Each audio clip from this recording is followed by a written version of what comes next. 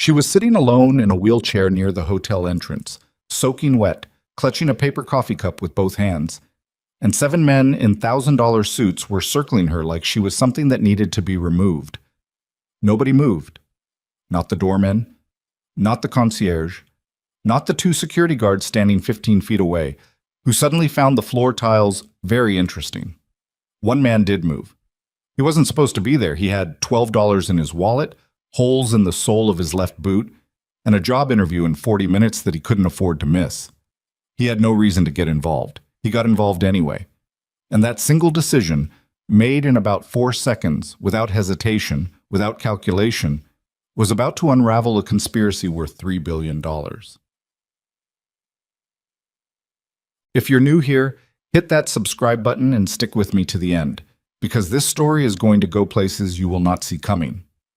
Drop a like and tell me in the comments what city and country you're watching from. I want to see exactly how far this one travels. The rain came in sideways off Puget Sound that Tuesday evening, the kind that soaks through a jacket in 30 seconds and makes the whole city feel like it's trying to push you indoors. Jackson Kane had been walking for 6 blocks because the bus he needed ran every 40 minutes, and he'd missed the last one by about 45 seconds. He'd watched it pull away from the curb while he was still half a block back, jogging with his collar turned up and his dress shoes already ruined. He was 37 years old. He had a job interview at 8 the next morning. Not tonight. He'd gotten the time wrong when he wrote it down, which he realized only when he was already 2 miles from his apartment. And he was soaked and annoyed, and the only thing he wanted was to get out of the rain for 5 minutes without spending money he didn't have. The Harbor Crown Hotel was right there. He'd walked past it maybe 100 times in the 2 years since he'd moved to Seattle, always from the outside, always looking at the brass fixtures and the revolving door and the doormen in their long coats like they were part of a different city operating inside the same geography. The kind of place where rooms started at $400 a night and the flower arrangements in the lobby cost more than his monthly grocery budget. He pushed through the revolving door. The lobby hit him like a different atmosphere, warm, dry, smelling faintly of something expensive he couldn't name. Marble floors, high ceilings, the distant sound of a piano that someone was actually playing, not piped in through speakers. Jackson stood just inside the entrance and let the heat work on his wet jacket and told himself he'd give it 3 minutes, maybe 4, then he'd head back out and catch the next bus. He was scanning for a place to stand that wasn't directly in anyone's path when he heard it. "I'm not going to ask you again. This entrance is for guests." The voice had that particular quality, loud enough to carry, quiet enough to maintain the fiction of politeness, that Jackson recognized from a certain type of officer he'd encountered in the Navy, the kind who delivered humiliation in a reasonable tone so they could always claim later they were simply being professional. There were 7 of them, clustered near the far side of the lobby entrance, and they were arranged in a loose semicircle around a woman in a wheelchair. She was maybe 30, dark-haired, wearing a gray cardigan that had gotten wet at the shoulders. She had a paper cup of coffee in her lap that she was holding with both hands. She wasn't looking at the men. She was looking at a fixed point somewhere past them, her jaw set, her posture very still in the way that people go still when they are choosing their battles carefully. The one who'd been speaking was broad-shouldered, silver at the temples, wearing a suit that probably cost more than Jackson's car. He had the relaxed confidence of a man who had never in his adult life been told no by anyone who mattered. "You've been sitting here for 20 minutes, he continued. "Our clients have been uncomfortable.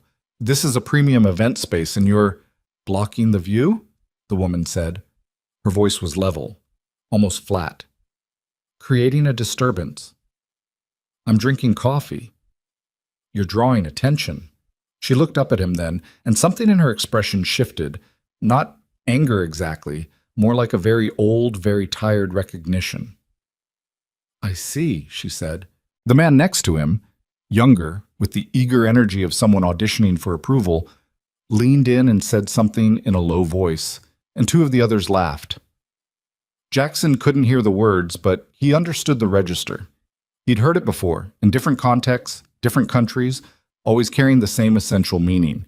You don't count. You don't exist. Get out of our way. He was already walking toward them before he'd made a conscious decision to do so. Later, he would try to reconstruct the exact thought process and come up blank. There was no calculation. There was no moment where he weighed the situation and determined intervention was warranted. His feet just moved. "Hey," he said it quietly, not aggressive, not loud, just the word directed at the silver-haired man from about 4 feet away. 7 heads turned. Jackson was 6'1" and had the kind of build that 12 years in naval special warfare leaves behind. Not bulky, not showy, just very evidently put together for functional purposes. He was also soaking wet and wearing a jacket from Target and dress shoes that were leaving small puddles on the marble floor. He was aware that he looked like exactly what he was, a man who'd been caught in the rain. He didn't particularly care. "She's not bothering anyone," he said. The silver-haired man regarded him with the particular expression of someone encountering a variable they hadn't accounted for. "Excuse me?" "She's sitting in a lobby, drinking coffee. That's not a disturbance." Jackson glanced at the 2 security guards who were still very carefully not involved.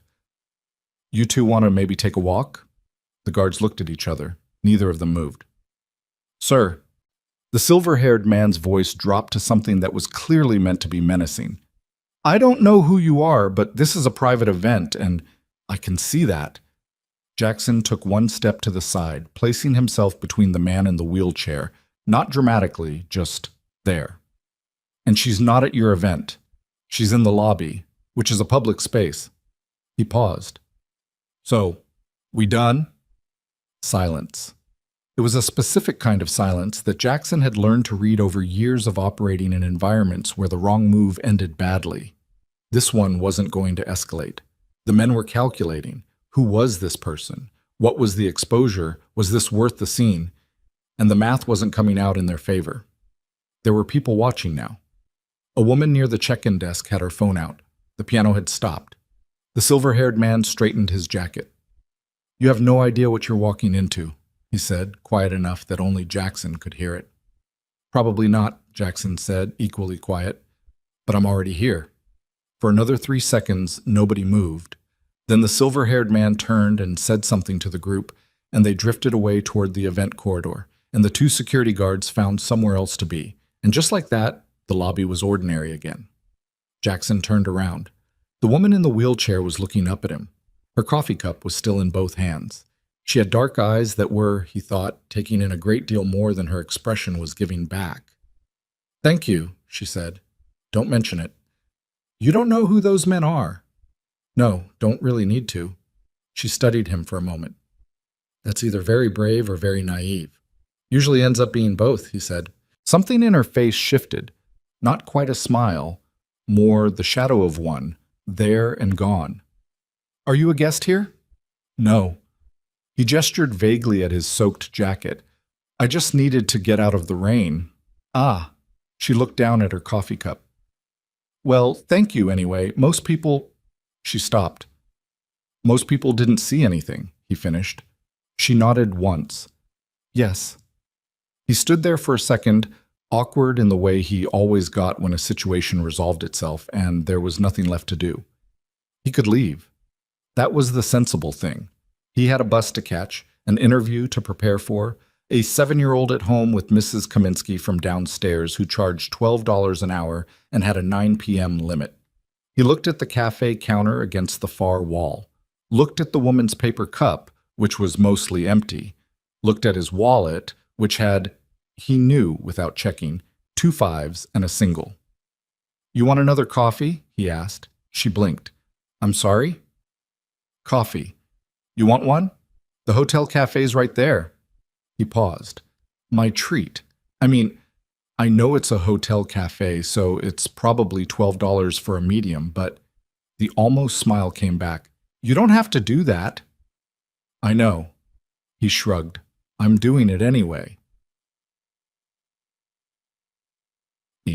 Her name, she told him, was Celeste. Just Celeste, offered without a last name, which he didn't ask for. They sat near the window, she in her wheelchair, he in an armchair he'd dragged over, and drank overpriced coffee while the rain hammered the glass and turned the street outside into streaming neon reflections. She asked him what he did. He told her he'd been in the Navy for 12 years, special operations, left 2 years ago when his wife died, and his daughter needed a parent who was actually present. He was between jobs. He was going to a maintenance interview tomorrow at a building management company downtown. He had a 7-year-old named Maya who was currently doing a school project on ocean animals and had informed him that morning that the mantis shrimp could punch with the force of a bullet, and wasn't that the coolest thing ever? He wasn't sure why he told her that last part. He hadn't meant to. "It is," Celeste said. "It really is," he agreed. She told him she worked in business, corporate. She left it vague, and he didn't press. She'd been using the wheelchair for 2 years, she said, after an accident. She said the word accident with a very slight pause before it, barely perceptible, the kind of pause a person makes when the word they're using isn't quite the one they mean. He noticed. He didn't say anything. What he noticed more was this. She was tired. Not physically, though probably that too, but in some deeper way, the way people get tired when they've been vigilant for a very long time and they can't remember what it felt like not to be. She held her coffee cup like it was something steady in a room that kept tilting. She watched the entrance reflexively every time someone came through the revolving door. At 7:40, he looked at his phone and said he had to go. "Of course." She straightened. The tiredness pulled back slightly, like a curtain closing. "Thank you. For all of it.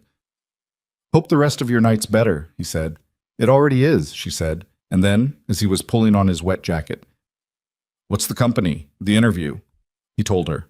Sterling Property Management. She nodded, something moving behind her eyes that he couldn't read. "Good luck," she said. "Thanks." He zipped up the jacket. "Take care of yourself, Celeste." He walked out through the revolving door and into the rain and thought about his daughter and mantis shrimp and the fact that he'd just spent his last $11 on hotel coffee for a stranger and somehow didn't regret it even slightly. He found out the next morning. Maya had already left for school. He'd walked her to the corner, watched the bus take her, stood on the sidewalk for a minute, doing the thing he always did since her mother died. The irrational check. She's safe, she's on the bus, she's okay. And he was back in the apartment in his interview shirt, eating cereal and reviewing his resume on his laptop when the email came in. Not from Sterling Property Management, from an address he didn't recognize at a domain he'd never heard of, ashfordglobal.com.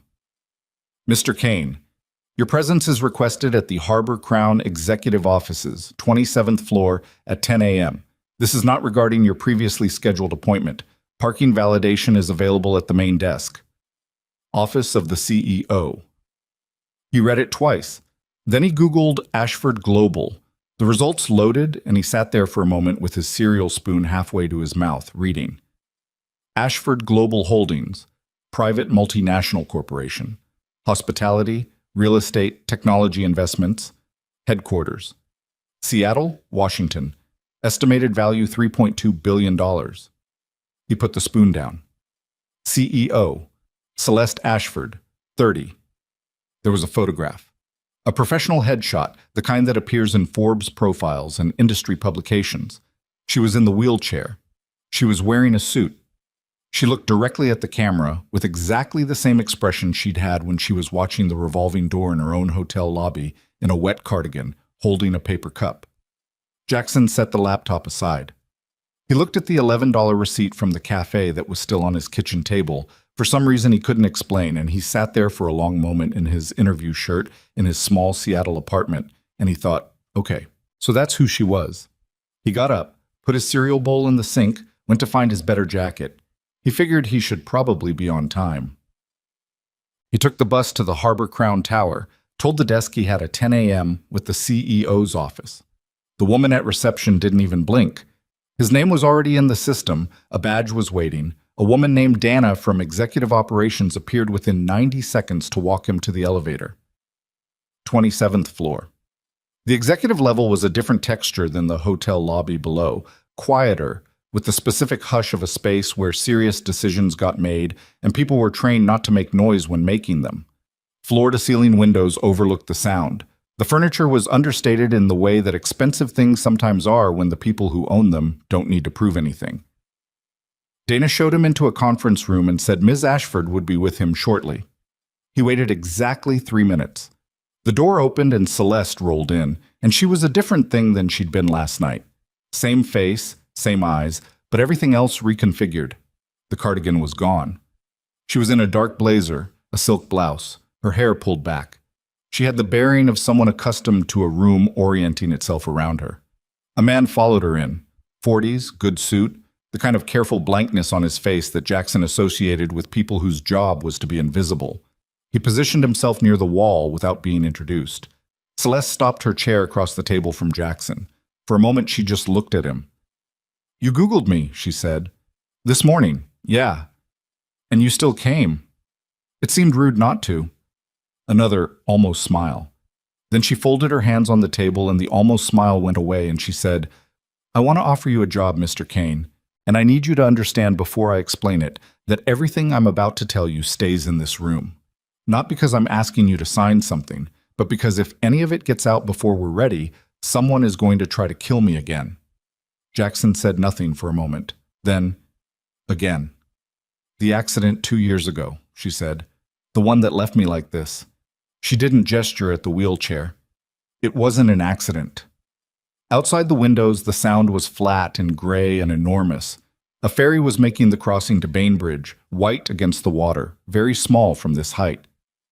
"Okay," Jackson said. "I need someone I can trust," Celeste continued. "Someone with no history inside this company. Someone who—" She stopped. Started again. "Last night, those men in the lobby. They work for someone on my own executive board. That was not a coincidence." She met his eyes. "You weren't supposed to be there. You were not a variable anyone planned for." "Happy to keep being inconvenient," he said. She looked at him for a long moment. "The position I'm offering is Director of Corporate Security. You'd have authority to investigate any department, any personnel, any financial record, including board members, including people who have been in this company longer than I've been alive." She paused. "The salary is substantial. The risk is substantial. And I need your answer today because whoever is trying to take this company from me is not slowing down." Jackson looked at his hands on the table, thought about Maya's school project, thought about $11 and the way a paper cup looked when someone was holding it like it was the steadiest thing in the room. "What happened to the last person who had that job?" he asked. Celeste held his gaze. "He resigned," she said, "suddenly, 3 months ago, the week after he started asking questions about the construction contracts." Jackson nodded slowly. "One more question," he said. "Go ahead." "Last night, those men said something. The one in charge, when I pushed back." He paused. "He said you have no idea what you're walking into. That's what he told me, quiet, when no one else could hear." Celeste was very still. "Yeah," he said. "I figured." He looked out at the ferry moving across the water. "Okay," he said. "I'll take the job." The man near the wall had a name. Dana introduced him on the way out as Victor Hale, Chief of Staff, which Jackson understood to mean the person who knew where all the bodies were buried and had decided for now to stay useful. Victor was maybe 45, lean in the way of someone who ran long distances and didn't particularly enjoy it, with close-cropped gray at his temples and eyes that moved around a room the way Jackson's did, cataloging, assessing, never quite settling. "He stays?" Jackson asked Celeste, after Dana left. "Victor knows everything I know," Celeste said. "He's been with me since before the accident." Jackson looked at Victor. Victor looked back at him with the neutral expression of a man accustomed to being evaluated and finding the experience neither threatening nor interesting. "Everything?" Jackson said. "Everything relevant," Victor said. His voice was flat, mid-Atlantic, the kind of voice that had learned to carry authority by removing anything from it that could be questioned. Jackson let it go. For now. Celeste had a folder on the table, actual paper, which struck him as deliberate, and she opened it and pushed it across to him without preamble. "These are the 3 construction contracts I want you to start with," she said. "Northgate Resort expansion, the Bellingham site renovation, the Vancouver Tower project. Combined value on paper is $240 million. Jackson looked at the top page, contractor names, dates, project codes, nothing that meant anything to him yet. "On paper," he said, "the Northgate site hasn't broken ground in 8 months. The Bellingham renovation was supposedly completed last spring. I drove past it 4 weeks ago. She paused. I drive past things sometimes, when I need to know what's actually happening versus what gets reported to me. Another pause, shorter. The building was a shell. No renovation had touched it. Who signs off on these contracts? Operationally, they route through the COO's office. Damian Cross. She said the name without any particular change in her voice, which told Jackson more than if she'd said it with heat. He's been with Ashford Global for 11 years. My father hired him. Your father? Passed away 4 years ago, left the company to me. She folded her hands on the table again. It seemed to be what she did when she was organizing something internally. Damien expected to be named CEO. He'd been running operations for 6 years by that point, and he'd assumed... She stopped. It doesn't matter what he assumed. My father made his decision. Damien accepted the COO position. Accepted it, Jackson said. Visibly, Celeste said. He looked at her. She looked back at him, and what was in her face was not quite bitterness. It was more like a very precise and unsentimental understanding of how things worked. Okay, he said. Who else knows about the contracts? The board has seen summary financials. They don't dig into line items. That's not how boards work at this level. Our CFO, Renata Morse, flags anomalies, but Renata reports to Damien on operational budgets. She hesitated, and the hesitation was small, but Jackson caught it. Renata has been with the company 8 years. I don't know where she stands. You don't trust her. I don't trust anyone inside this building right now, Celeste said. That's not paranoia. That's the situation as it exists. Jackson closed the folder. All right, I'm going to need full access, physical and digital. Every floor, every system. I need a security credential that nobody can revoke except you directly, and I need it set up quietly, without routing it through whoever normally handles IT. Victor spoke from the wall. That will be noticed. Everything I do here is going to be noticed, Jackson said. I'm not trying to be invisible. I'm trying to move faster than whoever's watching can respond. He looked at Celeste. Your call. She looked at Victor. Some communication passed between them that Jackson couldn't read, the shorthand of people who'd been in the same foxhole long enough to talk without words. Done, Celeste said. Victor will set it up by end of day. Your office is on this floor, 3 doors down. Dana will get you badged and oriented. She paused. One more thing. Yeah. The title is Director of Corporate Security. That's what the paperwork says. What you actually are is the only person in this building I've decided to believe for reasons I can't entirely explain. She said it directly, without apology or softness. I want you to understand that. And I want you to understand that if I'm wrong about you, the consequences for me are, you're not wrong about me, he said. I know. She said it quietly, almost to herself. That's what concerns me, actually. I've been wrong before about people I was equally certain of. He didn't have an answer for that. He didn't try to give her one. Dana came back to take him to his office.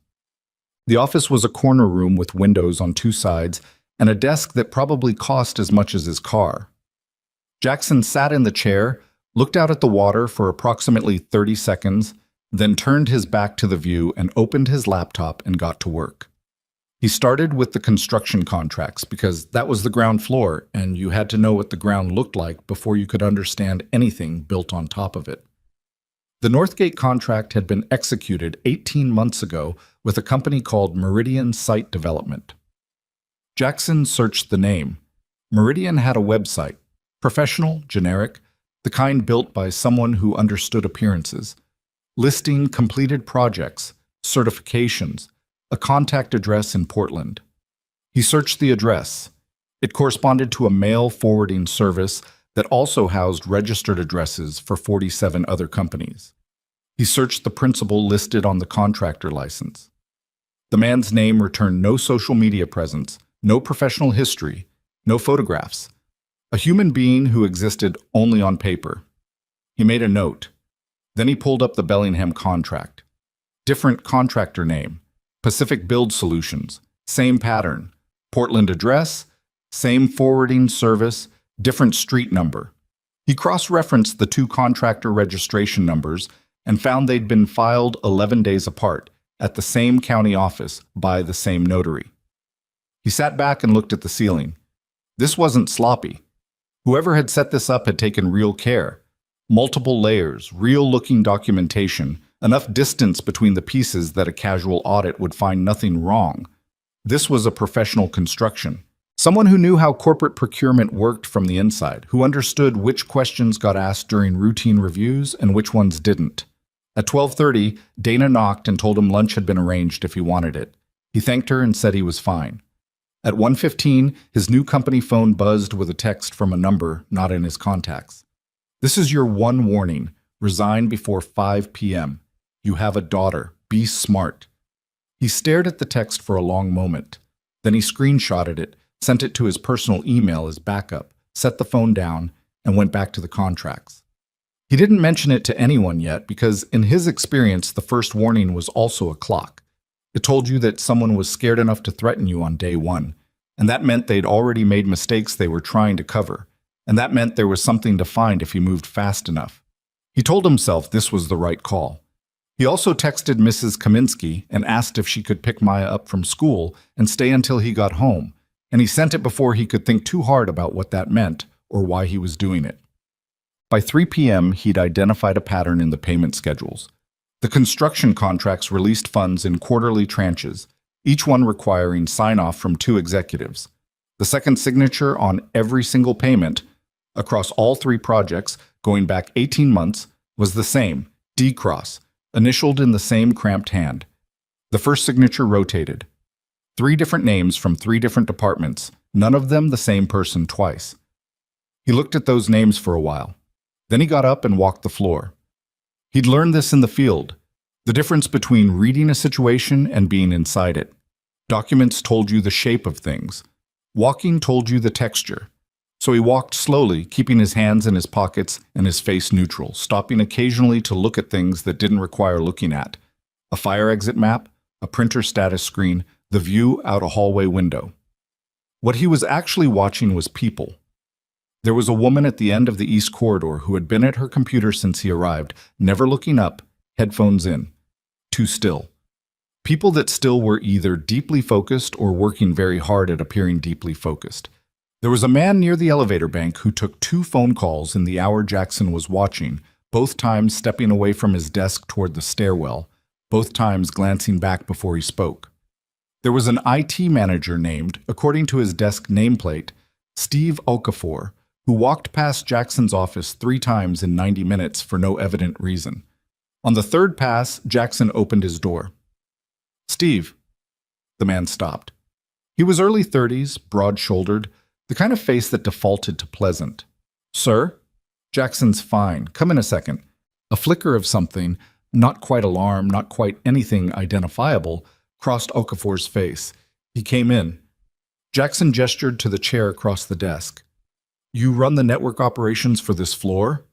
"Network and physical security systems, yes, sir." He sat at the edge of the chair. "I was assigned to your team by Mr. Hale this morning?" "Okay, good. I want to walk the security camera coverage with you, all of it, starting with the executive floor and working down." Jackson paused. "I want the original system diagrams. Not the current operational setup, the original installation specs from when the system was first put in." Something moved in Okafor's expression. Fast, then gone. "That would be in the archives. Could take a day to pull." "An hour," Jackson said. "I'd like it in an hour." Okafor looked at him. "I'll see what I can do." "Appreciate it," Jackson said, and smiled, which was the smile he'd learned in 17 different countries in 12 years. The one that was friendly and entirely without yield. After Okafor left, Jackson sat for a moment, then picked up his phone and called Victor Hale. "Steve Okafor," he said when Victor picked up. "How long has he been here?" A pause. 4 years.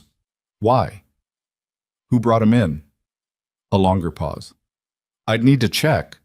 "Check fast," Jackson said, and hung up. He met Celeste at 4 p.m. in her private conference room, which was separate from the main boardroom and had, he noticed, no cameras. He wondered if she'd arranged that deliberately or if the absence was itself something to note. The contractors are shells, he said, and laid out what he'd found. He'd printed it, paper like she'd used, and he pushed it across the table. No employees, no equipment yards, no business history beyond their registration dates. All three trace back to the same notary in Portland.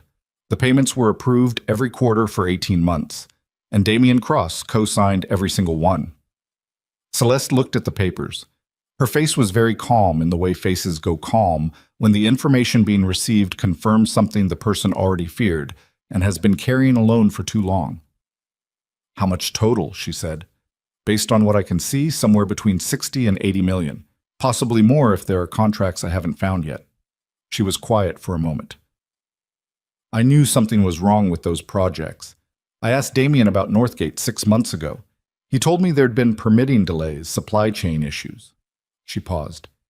He told me with complete confidence and complete specificity, and I wanted to believe him because the alternative was... She stopped, set the papers down. The alternative was this. Were you close to him? Before. She considered the question as if it was more complicated than it sounded. He was good at his job. He was good at making you feel seen when he needed something from you. I thought I knew him. A pause. I thought I knew a lot of people. The room was quiet. Outside the windows, the afternoon was going gray-gold, the light off the water turning the kind of color that made the city look better than it deserved. There's something else, Jackson said. She looked at him. Someone texted this phone today at 1:15. He showed her the screenshot. They mentioned my daughter. Celeste read it. Her expression didn't change dramatically, but something in it went very still. How old is she? 7. Another silence, different from the previous ones. Victor is arranging additional security for your home, she said. I'm going to say no to that. She looked up. Jackson, if someone shows up watching my apartment building, it confirms to whoever's monitoring that I found something that scared them. I need them thinking I'm still in the early stages. He paused. Maya is with her babysitter. I'll vary the pickup routine. I know how to run a protection protocol without making it visible. He met Celeste's eyes. I've done this before. Different context, same math. She held his gaze for a long moment, and he could see her calculating. The risk, the logic, the fact that she didn't actually know him well enough to defer to his judgment on this. All right, she said finally, but I want to know the moment anything changes. You'll know. She nodded. Then she said, without quite looking at him, I'm sorry they brought your daughter into it. Don't be sorry, he said. Be right about me. She looked at him then. I already am, she said, and the way she said it wasn't a compliment. It was a statement of fact, offered without warmth or embellishment, which was somehow more credible than either would have been. Victor called at 4:45 with the answer to Jackson's question about Steve Okafor. He was referred by Damian Cross, Victor said, 4 years ago, before my time with Miss Ashford. He's been running the network operations on executive floors since his first month. Jackson was standing at the window in his office, looking at the evening coming in off the water. Does Okafor have administrative access to the security camera system? Network-level access, yes. He could theoretically do a lot, Jackson said. Pull his access logs for the last 90 days, everything he's touched, every system he's been in, and do it from a terminal he doesn't have visibility into. That's going to require, Victor, 90 days tonight. A beat. I'll have it by morning. Jackson hung up. He stood there a moment longer, then pulled up the security camera interface on his laptop. His access had come through at 2 p.m., master credentials that routed through a separate authentication server Victor had set up offline from the main network, and started working backward through the footage on the executive floor. He was looking for something specific, the cameras near his office. How many were they pointed when they'd last been calibrated? He found the first one had been recalibrated 2 days ago, before he'd been hired, before Celeste had offered him the job. He sat with that for a while. Someone had known he was coming before he knew it himself, which meant either the lobby incident had been communicated up to people watching Celeste very closely, or the offer to hire him had leaked from inside Celeste's inner circle before she'd even made the call. He thought about Victor's careful blankness. He thought about Donna and her efficient pleasantness. He thought about Celeste's voice saying, "I don't trust anyone inside this building." He added a name to the mental list he was building and didn't cross anyone off it yet. Oh, he left the building at 6:30.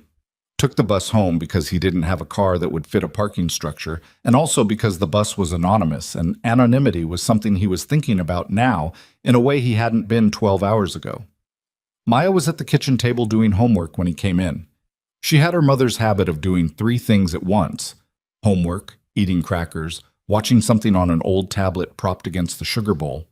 And she looked up when he came through the door with the expression she always had, which was a quick assessment. "You're home, you're okay, the world hasn't ended." "You're late," she said. "I know, sorry. Mrs. Kaminsky made me eat green beans." "Green beans are fine." "Green beans are punishment," she said with complete seriousness, and turned back to her homework.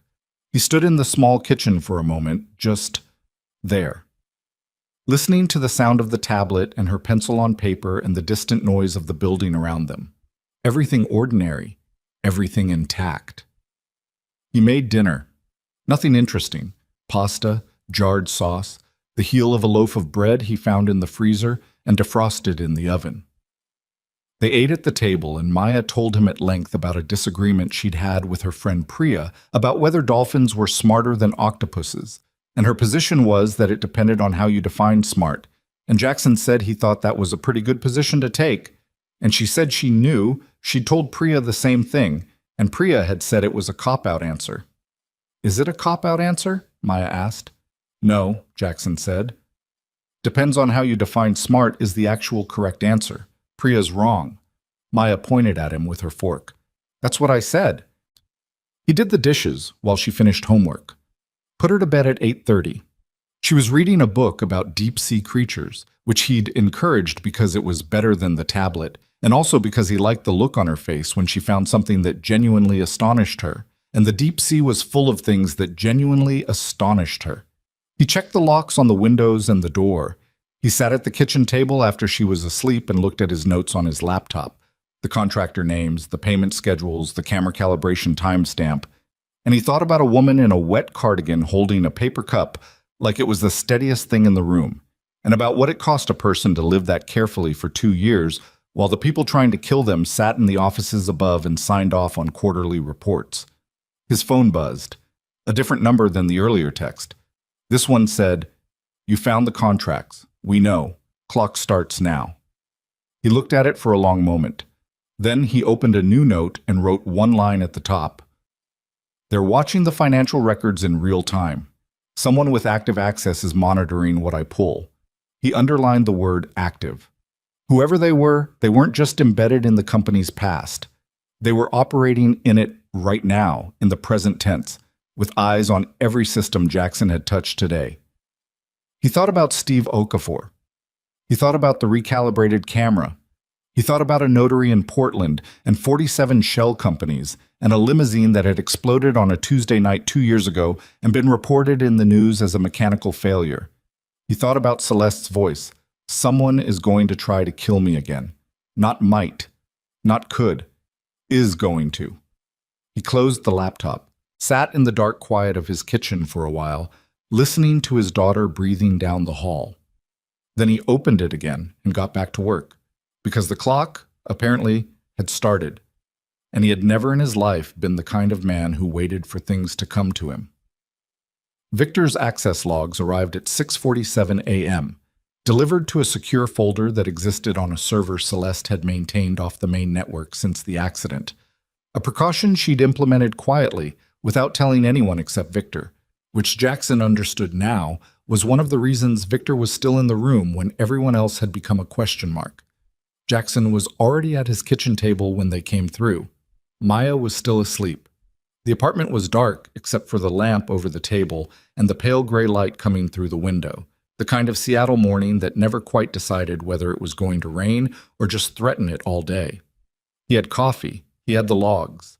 He had a yellow legal pad where he'd been writing things down by hand since 5 a.m., because some part of him trusted paper in a way he no longer trusted any networked system in that building. Steve Okafor had accessed the security camera management console 41 times in the last 90 days. That was not itself unusual for someone running network operations. What was unusual was the pattern. 36 of those accesses happened during normal business hours, logged routinely, leaving clean audit trails. 5 of them happened between 11 p.m. and 2 a.m. on weeknights, routed through a secondary authentication token that was registered to a maintenance account created 3 years ago and never formally assigned to anyone. The maintenance account had a name in the system, T. Warren. Jackson searched the employee directory. No T. Warren, current or former, anywhere in Ashford Global's HR records going back a decade. A ghost account. Someone had built a back door into the camera system 3 years ago and left it there, dormant, waiting. He wrote that down and underlined it twice. Then he looked at the dates of the 5 late-night accesses. He cross-referenced them with his notes from the night before. The third date, 6 weeks ago, matched something. A board report that Celeste had mentioned, a quarterly security review that had gone to the full executive team. The kind of document that would tell a careful person exactly which cameras were operational, which had blind spots, which had been flagged for maintenance. Someone had read that report, and then, 4 days later, accessed the camera system at 1:17 a.m. and spent 40 minutes inside it. Jackson sat back and drank his coffee and looked at the ceiling. The 40 minutes wasn't long enough to rewrite the whole system. It was exactly long enough to identify 3 or 4 specific camera positions and adjust their coverage angles by a few degrees, the kind of change that wouldn't show up on a visual inspection of the feed, that would only become visible if you compared the current field of view against the original installation specs. Which was exactly what Jackson had asked Okafor to pull yesterday, which Okafor had not yet delivered. He called Victor at 7:15. "The original installation specs," Jackson said. "Did Okafor send them?" "He said he was still pulling from archives. He's had 18 hours. A pause. "I'll follow up."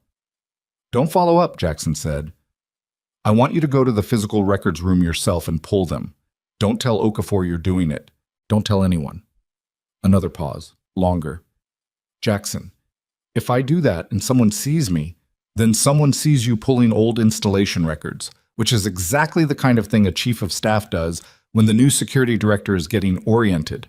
He paused. "Victor, I need those specs." "All right," Victor said in the tone of a man who understood the situation clearly and wished he didn't. 2 hours. Jackson hung up. He heard Maya's feet on the floor down the hall. She always landed hard getting out of bed, a thump that he'd learned to read as the official start of morning. And he closed his laptop and put the legal pad face down and went to make her breakfast. He got to the office at 8:30, which was earlier than most of the executive floor arrived, and that was deliberate. He wanted to move through the space before the human traffic of the day made movement noticeable. He started at the elevator bank on the north side of the floor and worked methodically east, checking camera positions against the rough diagram he'd sketched from the partial specs he already had. He wasn't trying to be invisible. He was the director of corporate security. He could look at cameras. But he kept his pace casual and stopped occasionally to check his phone like a person with somewhere to be. The first 2 cameras were where they were supposed to be, covering what they were supposed to cover. The third one, positioned at the junction of the east and central corridors, the position that would capture anyone entering or leaving the COO's suite, had been rotated. He could see it without measuring. The housing had dust on 3 sides from its original position, a thin, clean arc on the 4th where it had been moved. The lens was now pointed slightly toward the wall rather than down the corridor. Anyone who knew about the adjustment could walk past the COO's door without appearing on that feed. He photographed it with his phone. Didn't touch it. He found 2 more by 9 a.m., both in the corridor that connected the server room to the fire stairwell, both adjusted to create a gap, a space of maybe 12 feet where a person could move without being recorded. Not a large space, just large enough. He was standing in that gap, looking at the second camera, when he heard the footsteps behind him. He turned. Damian Cross was 53 years old, which Jackson knew from the personnel file he'd read the previous afternoon, but he looked younger than that in the way of men who exercised deliberately and spent money on the parts of their appearance that showed. He was handsome in a structured way, square jaw, silver hair worn short, a face that had learned early how to project confidence as a form of control. He was dressed better than anyone else on the floor, which Jackson suspected was also deliberate. He had the ease of a man who had been powerful in this building for a decade and had not yet recalibrated to the possibility that this might change. "Mr. Kane," he extended a hand. "Damian Cross. I don't think we've been formally introduced." Jackson shook it. "Jackson. Good to meet you." Cross smiled. It was a good smile, practiced enough to seem natural. "Settling in all right?" "Getting there." Cross glanced at the camera above them with what appeared to be casual interest. "Finding everything in order?" "Working on it," Jackson said. "There are some inconsistencies in the coverage maps I want to sort out. Routine stuff." "Of course." Cross's eyes came back to him, and what was in them for just a moment, half a second less, was not casual and not warm. It was the look of a man taking a measurement. Then it was gone, and the smile was back. "If you need anything, my door's open. I've been running operations here for 11 years. There's not much I don't know about how this building works." "I appreciate that," Jackson said. "Celeste is lucky to have someone with your background," Cross said. He said Celeste's name with the particular familiarity of someone reminding you that they were there first. "She's been through a difficult time. The accident, the recovery. She sometimes sees problems where—" He paused, choosing the word with care. "Where the situation is more manageable than it appears." Jackson looked at him. "That's so. She's been under enormous stress. It affects judgment." Cross's voice was pleasant, reasonable, the voice of a concerned colleague sharing a private worry. "I've tried to support her as much as I can, but I think she needs people around her who can provide some stability, some perspective." "I'll keep that in mind," Jackson said. Cross studied him for another moment, then nodded once, the nod of a man satisfied with what he'd communicated, and walked back toward the COO's suite. Jackson watched him go, watched the way he moved, unhurried, proprietary, like a man walking through his own house. He waited until Cross was through the door, then he took out his legal pad and wrote, 9:04 a.m. Cross approached me at camera blind spot. Unprompted. Warned me Celeste's judgment is compromised. He paused, then added, he knew exactly where the blind spot was. Victor delivered the original installation specs at 10:30 in a manila envelope that he handed to Jackson in the hallway without stopping, the way people pass things when they don't want to be seen passing them. Jackson took it to his office, closed the door, and spread the diagrams on his desk. It took him 20 minutes to confirm what he already suspected. The cameras he'd found this morning had been moved. Not dramatically, 2 to 4 degrees on each unit, but enough, and in exactly the positions where the adjustments would serve someone who needed unwatched corridors between specific rooms. He photographed each page of the specs and sent them to his personal email.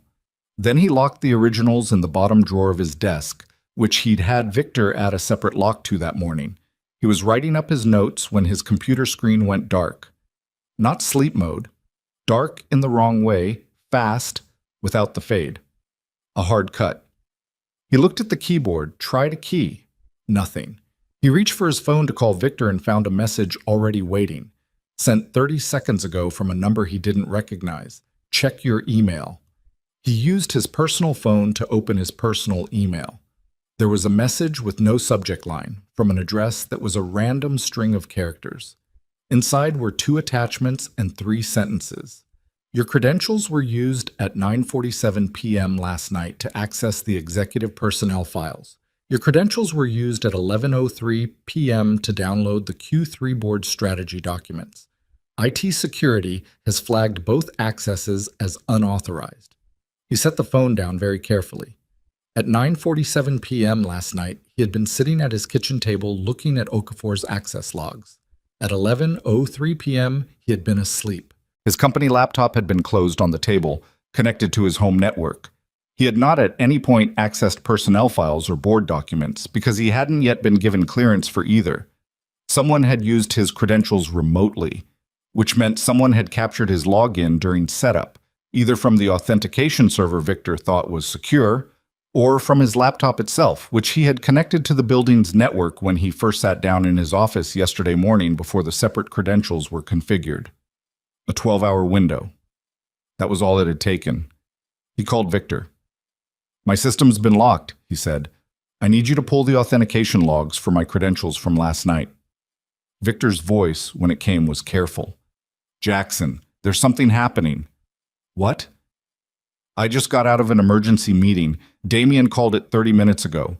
He's presenting the IT security flags to the board subcommittee this afternoon." A pause. "He's recommending they suspend your access pending an investigation." Jackson said nothing for a moment. "He moved fast," he finally said. "He's been here 11 years, Victor said. He knows every procedural lever." "Does Celeste know?" "She's been informed. She's pushing back, but the subcommittee has independent authority to suspend access on security grounds, and Damien has the IT flags." Another pause. "Jackson, if they suspend you, you lose access to every system, every record you've been pulling." "I know." He was already thinking. "Where's the subcommittee meeting?" "Conference room B, 4th floor, 2 o'clock. It was 11:15. He had 2 hours and 45 minutes. "Okay," he said. "I need you to do something for me right now, before anyone moves anything." "What?" "The server room on this floor. There's a backup log system, physical tape backups, the kind that run independently of the main network. Every building this age has them. I need whoever maintains those tapes to pull the overnight logs from the last 72 hours and get them somewhere offline." A silence. "I'd need to find who has physical access." "Find them in the next 30 minutes, Jackson said. "And Victor." "Yes." "Don't use your company phone to do any of this." He hung up. Sat for a moment in the strange quiet of a computer that had just been taken from him. Then he opened his personal laptop, his own, not the company machine, and started writing everything down from memory. Every document number, every contractor name, every payment date, every camera position, every timestamp from Okafor's access logs. Everything he'd seen in the last 26 hours, reconstructed from his own head, because his head was the one storage system nobody had access to yet. His hand was moving fast, and his handwriting was getting worse, and he didn't stop. The message about Maya came at 12:40. He was in the building cafe getting coffee he didn't particularly want because standing in line gave him a reason to be on the ground floor, where he could think without the executive floor's particular quality of being watched. His personal phone buzzed. Unknown number again, different from the previous ones. A photograph. Maya, in her purple coat, walking out of the school's front entrance, taken from across the street, maybe 40 feet away. The timestamp in the corner of the image read 8:23 a.m. This morning, 40 minutes after he'd dropped her at the corner and watched the bus take her. She hadn't taken the bus.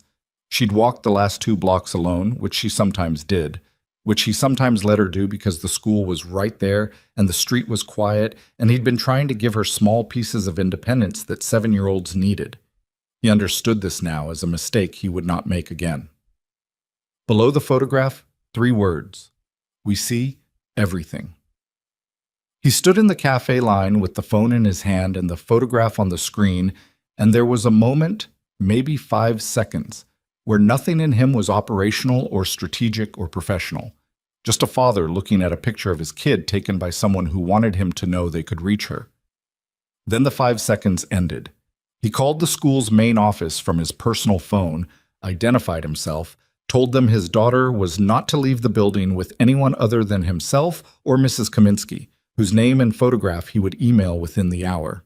The woman on the phone started to explain the standard procedure for such requests, and he said with a quiet that he'd learned was more effective than volume, that he understood the procedure and he was asking her to implement it immediately. She said she would. He called Mrs. Kaminsky next. She picked up on the second ring.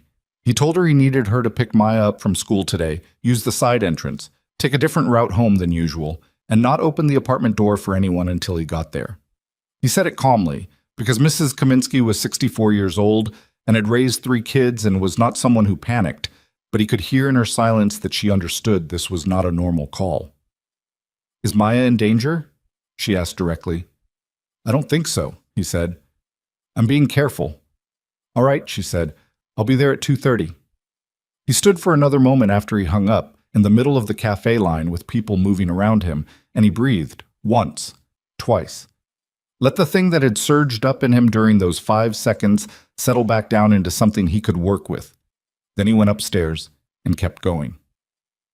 He found the inconsistency at 1:20, 40 minutes before the subcommittee meeting, and it was so small that he almost missed it. He'd been working through the physical security logs, paper logs, the manual sign-in sheets that security personnel filled out when accessing restricted areas, the kind of record that existed independently of any network because they were filled out by hand by human beings with pens. Victor had pulled 2 weeks' worth from the facilities office and left them in an unmarked folder outside Jackson's office door. Most of it was routine. Maintenance personnel, cleaning crews, IT technicians accessing server rooms and utility corridors. He was going through it methodically, not looking for anything specific, just reading. And on page 11 of the log for 6 days ago, he found it. A maintenance access to the elevator mechanical room, 11:47 p.m., signed in as T. Warren. T. Warren, the same name as the ghost account in the camera management system. The elevator mechanical room for the executive elevator bank. He looked at it for a long time. 6 days ago was a Thursday. He checked his mental calendar and then verified it with his phone. Last Thursday, Celeste had been in the building until 8 p.m. for a board preparation meeting. The elevator she used, the accessible elevator on the north side of the executive floor, had a mechanical room 2 floors below. He thought about the outline he'd been given before he accepted the job. Another accident nearly kills Celeste when the elevator she uses suddenly plunges several floors before emergency brakes activate. That hadn't happened yet. As of this moment, it hadn't happened. But someone had been in the elevator mechanical room 6 days ago at midnight under a name that didn't exist in the HR system, and Jackson was doing the math on how long it took to find and partially compromise an elevator's emergency brake calibration, enough to make it fail under specific conditions, under a specific load, after a specific number of uses, the kind of engineering that looked like a mechanical failure when it happened. He photographed the log page. Then he picked up his personal phone and called Celeste's direct line. She picked up on the first ring. "Jackson. Don't use the north elevator," he said. "Not today, not until I tell you it's cleared. Use the service elevator on the south side or have someone carry you down the stairs. I know how that sounds. I don't have time to explain fully right now." A silence. "How certain are you?" "Certain enough to call." Another silence, shorter. "All right." "I mean it, Celeste. Not that elevator." "I heard you." Her voice was steady. He was beginning to understand that this was characteristic, that whatever she felt moved through her like weather through a building, shaking things briefly and then going, leaving the structure still standing. "Are you going to make the 2 o'clock meeting?" "I'll be there."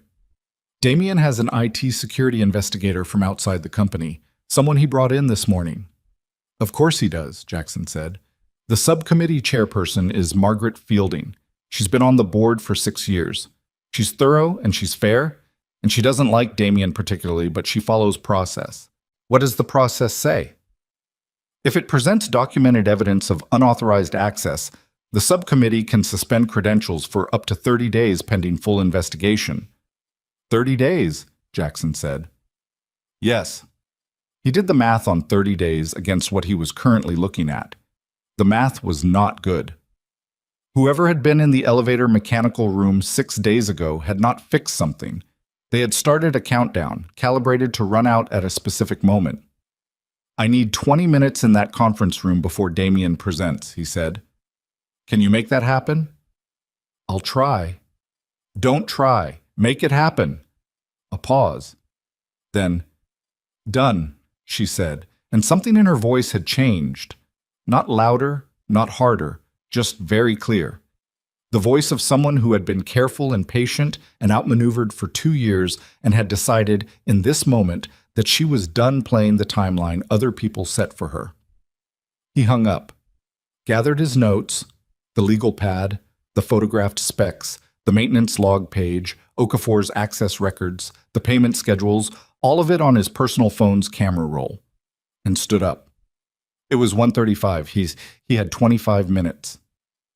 He went to find the server room technician first because there was one more thing he needed before he walked into that room, and it was the piece that would either make everything else hold together or leave him standing in front of a board subcommittee with a stack of circumstantial evidence and a good story and nothing that would survive a serious legal challenge. The technician's name was Renee Cho. She was 29, junior to Okafor, and according to the org chart she reported to him, which meant she'd spent 4 years being professionally invisible in exactly the way that junior people in hierarchies learned to be when they understood that visibility was not always safe. Jackson had noticed her twice the day before. Once in the morning, when she'd looked at him with the specific expression of someone who wanted to say something but had calculated the cost and decided against it, and once in the afternoon in the server room corridor when she'd seen him looking at the cameras and looked away too quickly. He found her at her workstation at the end of the east corridor. "Renee," he said, and pulled up a chair. "I need 5 minutes." She looked at him. Then she looked at the corridor in both directions. "My access logs," she said quietly. "You were looking at Steve's. Did you look at mine?" "Not yet," he said. "Should I?" She was quiet for a moment. She had the stillness of someone who had been sitting with the decision for a long time and had arrived this morning at the edge of it. 3 weeks ago, she said, Steve asked me to run a diagnostic on the elevator control interface, the executive floor elevators. He said it was a routine safety check, requested by facilities. She paused.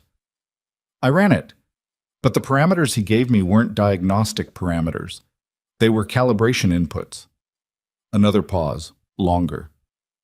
"I didn't realize what I'd done until afterward, and then I didn't know who to tell because Steve reports to Mr. Cross and—" She stopped. "And you didn't know who else was involved," Jackson said.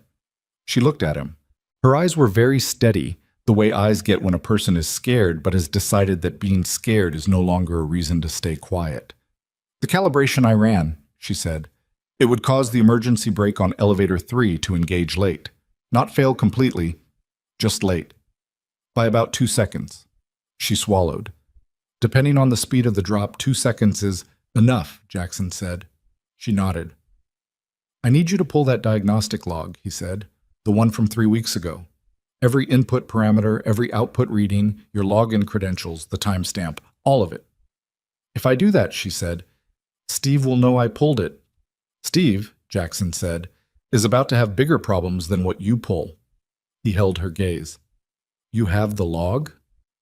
"On the backup server, the one that routes through the offline system." She paused. "I saved a copy there when I realized what had happened. I didn't know what else to do with it." He almost said something about that. The instinct she'd had to save it somewhere safe.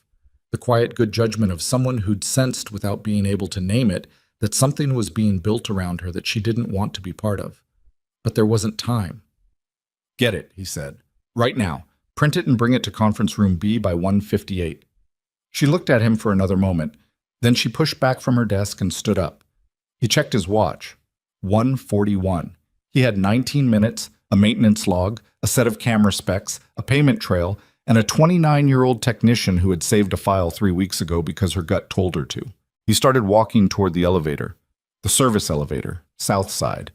And he was thinking clearly now, the way he got when the situation crystallized down to its essential elements, and the noise fell away, and what was left was just the problem and the time available, and the tools in his hands. He had enough. Maybe not for a courtroom, not yet, but enough for a room full of board members who were about to be asked to take something away from him, and enough, if he was right about the elevator brake, to keep Celeste Ashford alive for one more day while he found the rest. He hit the stairwell door and took the stairs down at a run. Conference room B on the 4th floor was the kind of room that had been designed to feel neutral but wasn't.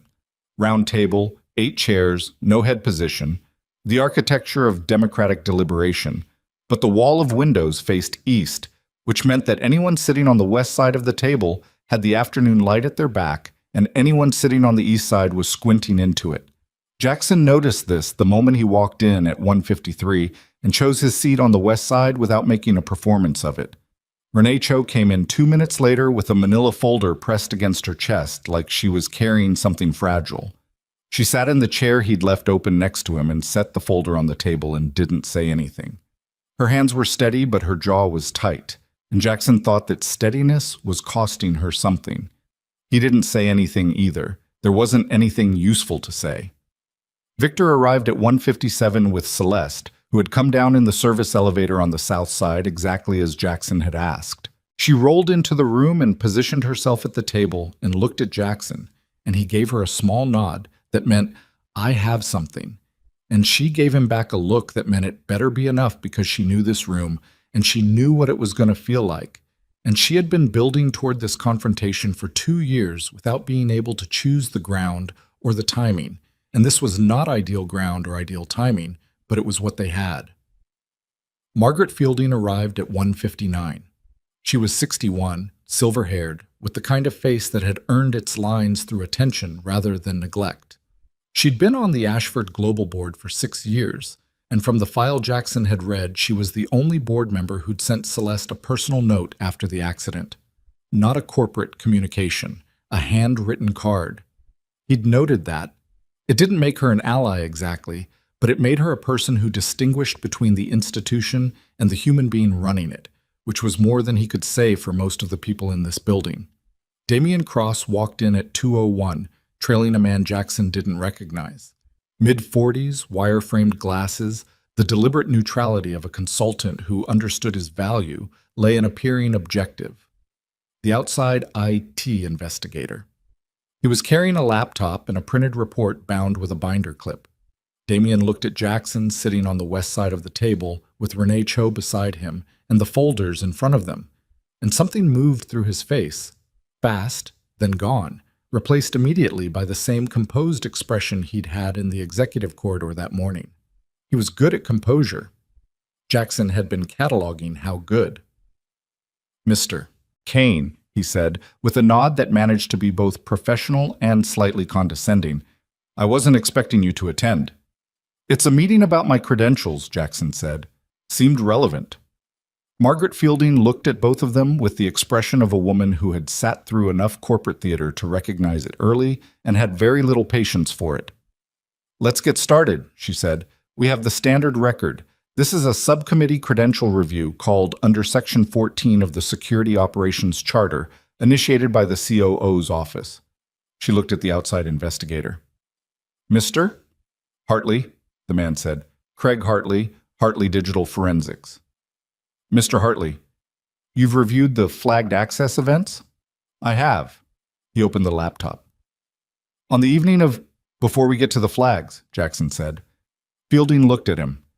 "Mr. Kane, the standard process is to hear the presenting evidence first, then—" "I understand the process," Jackson said.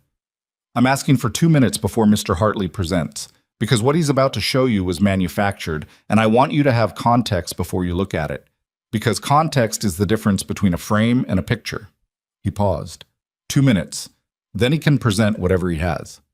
Fielding studied him. Cross said nothing, which Jackson noted. A man with nothing to hide would have objected. A man managing a situation waited to see what the other person had. 2 minutes, Fielding said. Jackson put his hands flat on the table. "Someone used my credentials last night to access files I didn't pull. That's what Mr. Hartley is going to show you. It's real. The access events happened. I'm not disputing the logs." He paused. "What I'm going to show you is how my credentials were captured. Who has had unauthorized access to this building's systems for at least 3 years, and why this credential review was called today, this week, at this specific moment."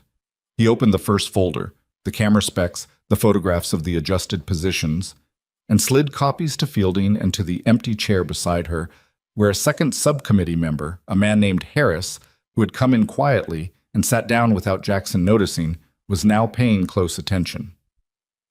"These are the original installation specifications for the executive floor security cameras," Jackson said. "These are photographs I took this morning of the current camera positions. 5 cameras have been physically rotated from their original positions. The adjustments create unwatched corridors at 3 specific locations: outside the COO's suite, between the server room and the fire stairwell, and at the elevator bank. He let them look. The adjustments were made 6 weeks ago, 4 days after a board security review document was accessed late at night through a ghost account, a maintenance login for a T. Warren who has never existed in Ashford Global's HR system. He slid the next set of pages across. The access logs, the timestamps, the ghost account. Cross shifted in his chair. It was a small movement, and he controlled it quickly, but it happened. The same ghost account name, Jackson continued, appears in the physical security sign-in logs for the elevator mechanical room. Last Thursday night, 11:47 p.m. He slid the photocopied log page to Fielding. Someone accessed the mechanical room for the executive elevator bank 6 days ago, and 3 weeks before that, he looked at Renee Cho. She opened her folder. Her voice was even. 3 weeks ago, I was asked by my supervisor, Steve Okafor, to run a diagnostic on the executive elevator control interface. I'm a network systems technician. I ran the diagnostic using parameters Mr. Okafor provided. She pushed the printout, her saved log from the offline backup, toward Fielding. Those parameters were not diagnostic inputs. They were calibration changes to the emergency brake system on elevator 3. The calibration I ran would cause the brake to engage approximately 2 seconds late in the event of a cable failure or emergency stop event. The room was quiet. Fielding was looking at the printout. Harris, beside her, had gone very still. I saved a copy of the diagnostic log to an offline backup server when I realized what I had done, Renee continued. 3 weeks ago. I didn't know who to report it to. She paused. I'm reporting it now. Jackson gave the room 3 seconds. Then he put the payment records on the table. The contractor names, the shell company traces, the Portland notary, the co-signatures. All of it, laid out in the order he'd found it, each piece dated and sourced. These are the construction contract records for Northgate, Bellingham, and Vancouver. 3 projects totaling $240 million on paper, none of which has produced the work billed. Each payment tranche was co-signed by the same person across 18 months. He looked directly at Fielding. Every single co-signature is Damian Cross. He stopped talking. Margaret Fielding set down the page she was holding and looked across the table at Cross with the expression of a woman who was no longer in any doubt about what she was looking at and was deciding how she felt about having sat in boardrooms with this man for 6 years. Cross had not moved. He was sitting very straight in his chair with his hands on the table and his face doing the work of composure that Jackson now understood had been its primary function for a long time. The outside investigator beside him had gone carefully blank in the way consultants did when they realized they'd been hired for a purpose they hadn't been fully informed of. Damien, Fielding said. Just the name. Nothing else. Cross looked at her. Something moved through his face. A calculation running, options being assessed, exits being evaluated. Jackson watched it happen the way you watch a machine process something. Then Cross said, in a voice that was still steady, still controlled, "What you're looking at is a sophisticated attempt to—" "Don't," Celeste said. It was the first word she'd spoken since she'd rolled into the room. She said it quietly, without heat, and something about the quietness of it made Cross stop mid-sentence. "Don't," she said again. "I've been listening to you explain things for 2 years. I'm done listening." Cross looked at her, and for a moment, just a moment, the composure dropped.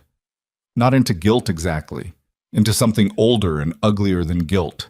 The look of a man who'd believed for a long time that he was the smartest person in any room he entered and had just encountered incontrovertible evidence that he was wrong. It lasted maybe 3 seconds.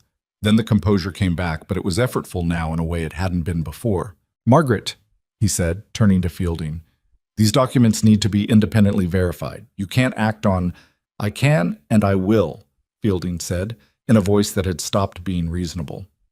"I'm suspending this credential review effective now. Victor, can you contact building security and ask them to have someone available on this floor?" She looked at Cross. "I'd like you to remain available for the next hour, Damien. Don't leave the building." Cross stood up. He did it smoothly. One fluid motion, hands straightening his jacket, face rearranging itself into something that resembled dignity. "I'm not going to sit here while—" "Sit down," Jackson said. He didn't raise his voice. He said it the way he'd said hey in the hotel lobby 3 days ago. Not loud, not aggressive, just the words, from a place of complete certainty about the outcome. Cross looked at him, and the look lasted long enough for both of them to understand something had shifted in the room's geometry. Cross sat down. "Okay." What happened in the following 90 minutes was not cinematic. It was paperwork and phone calls and the grinding procedural machinery of a corporation trying to understand what had been done to it. Fielding called the full board chair. Victor contacted the company's outside legal counsel. Hartley, the IT investigator, who turned out to be a professional with actual ethics once it became clear which way the situation was moving, agreed to run a full audit of the credential capture method as a matter of professional obligation. Jackson sat through most of it and answered questions when asked and let the process work, because the process was now running in the right direction, and the most dangerous thing he could do was try to accelerate it. At 3:30, two things happened simultaneously. The first was that Victor came in from the hallway and said, quietly, into Jackson's ear, "Law enforcement has been contacted. They want the building secured. Cross is to be kept here." The second was that Damian Cross stood up and walked out of the room. Not running, walking, deliberately, in the unhurried way that was his default register, like a man who had decided the meeting was over and had somewhere else to be, and was relying on the force of 11 years of authority in this building to let him get to the elevator before anyone stopped him. 3 people were between him and the door: Fielding, Harris, and a junior associate who'd been taking notes. None of them moved fast enough. Jackson was already on his feet. He went through the door 30 seconds behind Cross and came out into the 4th-floor corridor in time to see Cross 20 feet ahead, moving toward the north elevator bank. Not the executive elevators. These were the main building elevators, and Jackson's mind registered in the same instant that the executive elevator on the north side of this floor was elevator 3, the one with the brake calibration, the one he'd told Celeste not to use, and Cross knew which elevator had been compromised because Cross was the reason it had been compromised. Cross hit the call button for the executive elevator. "Cross," Jackson said. Cross turned. He was holding his phone in his left hand, and his right hand was, Jackson clocked it immediately, too still at his side. The particular stillness of a hand that is aware of what it's near. "You're not going to stop what happens next," Cross said. He said it with a flatness that had given up on composure entirely. Not angry, not panicked, just direct in the way of someone removing a mask they've been tired of wearing. "You found the contracts and the cameras. You don't have the syndicate. You don't have the accounts. This building is one piece." "I know," Jackson said. Cross blinked. A small tell. He'd expected a different response. "I know it's one piece," Jackson said. "I've known since day 2 that the shell contractors were routing through offshore accounts and that the money was going somewhere with more structure than one COO could build alone. I haven't found all of it yet." He kept walking toward Cross, steadily, not fast. "But I don't need all of it today. I need you, here, in this building, and that's where you are." "I'll be out on bail inside 48 hours. "Maybe," Jackson said. "Won't change what you've signed." The elevator arrived, the doors opened. Cross stepped back toward the opening, and he was watching Jackson, and Jackson was watching him, and they were 10 feet apart, and Jackson could see that Cross was calculating whether Jackson would follow him into the elevator, what happened if he did, what the geometry of an elevator car meant for a man with Jackson's background. "The elevator's been compromised," Jackson said. "You know that. You know exactly what Renee's calibration did to the brake. You set it up for Celeste. You want to ride it?" Cross went very still. "I'm going to guess," Jackson said, continuing to walk toward him, "that you didn't know which elevator she'd use or exactly when, so the calibration is still live. It hasn't been triggered yet, because if it had been triggered, we'd have had a different morning." He was 6 feet away now. "So you can get in. That's your call. But the brake calibration is waiting for a specific load and speed, and I don't know what parameters Renee was given, and I don't think you want to find out either." 3 seconds. Cross stepped away from the elevator doors. Jackson reached past him and hit the close button, and the doors shut on the empty car, and for a moment they were just two men in a corridor with the hum of the building around them and the afternoon light coming gray through the windows at the far end. "I want a lawyer," Cross said. "That's your right," Jackson said. "Come back to the room." Cross looked at him. The calculation was still running. Jackson could see it, but the exits had narrowed down to nothing, and Cross was smart enough to know it. "You were never supposed to be here," Cross said. It wasn't accusatory. It was almost reflective, the observation of a man genuinely trying to understand where his plan had broken. "You walked into a hotel lobby in the rain. That's all you did." "Yeah," Jackson said. "And everything—" Cross stopped, shook his head once. "Everything fell apart," Jackson finished. "Come back to the room." Cross went back to the room. Jackson walked behind him, not touching him, not crowding him, just present and steady, and between Cross and the stairwell the entire way. The next 4 hours were a different kind of hard. Law enforcement arrived at 4:15, 2 detectives from financial crimes and a third from a unit Jackson didn't recognize who had the bearing of someone working a case that had been running longer than today. He mentioned in passing an international investment syndicate and used a name Jackson hadn't heard before. And from the way Celeste went still when she heard it, it was a name she recognized. He asked her about it afterward, when the initial interviews were done and the building was being gone through with the methodical attention of people who had warrants and time. "Viridian Capital," she said. They were in her office, just the two of them, the first time they'd been alone since the morning she'd told him about the accident. The office felt different now. Same furniture, same view. But the air had changed the way air does in a space after something seismic has moved through it. "They approached my father 8 years ago about a partnership. He declined. A year later, his health started declining." She paused. "I don't know if those things are connected. I've wondered. The detectives are going to want to know that." "I know." She was looking out at the water, which was dark now, the afternoon gone without either of them noticing. "They've been building toward this for years. Damien was their inside man. The plan was to push me out, remove me as CEO, install someone they controlled, use the company's assets as collateral for their expansion into the Pacific markets." She paused. "The limousine was supposed to settle the question of my involvement more permanently." He said nothing. Waited. "They didn't account for the fact that I survived," she said. "And they didn't account for me being stubborn enough to stay in the chair." She meant the CEO chair, not the wheelchair, and the way she said it made clear she'd long since stopped making the distinction. "And they did not account for—" She stopped. "A man walking into the wrong lobby," he said. She looked at him.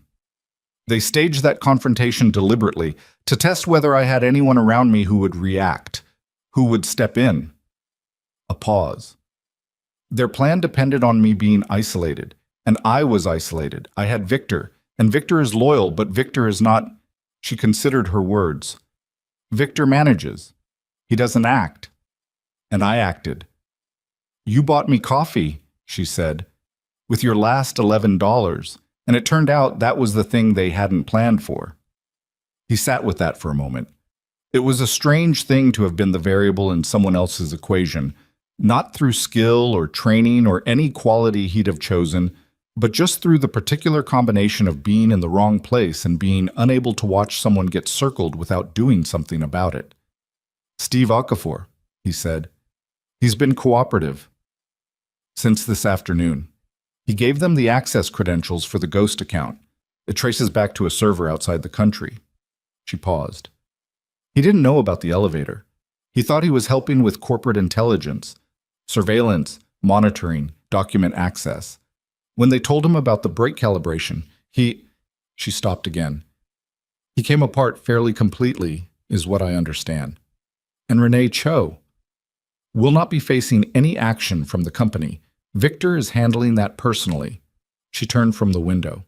"You were right about her. That file she saved, that's what made it real for the subcommittee. Hartley could explain the credential capture all day, but the elevator log was—" She didn't finish the sentence. "Damien was the connection between the money and the sabotage," Jackson said. "Who was the connection between Damien and the syndicate? There had to be someone else on the executive floor. The detectives believe it's the CFO, Celeste said. Renata Morse. She's been placed on administrative leave pending the investigation. A pause. She's not talking yet. He nodded. She will. The detectives seemed to think so, yes. They were quiet for a moment. Somewhere below them in the building, the procedural machinery was still running. Interviews, evidence collection, system audits, and it would keep running for days, probably weeks, and at the end of it there would be legal proceedings that would outlast everything they'd done today by years.